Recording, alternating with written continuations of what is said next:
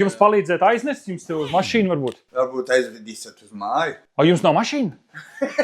Nu, tā ko tas šito mēs tā nesam, ja? Ņemam. Šito mēs te ņemam. A, cik tu ilgi bija briedži tam pirkumam?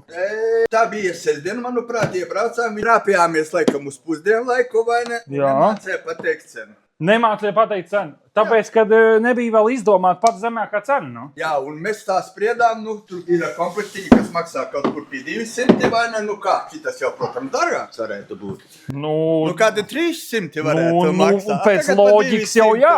Nu, pa 200 tā ir vispār. Tā ir desmaize, sviestmaize, medzmaize, vai ne?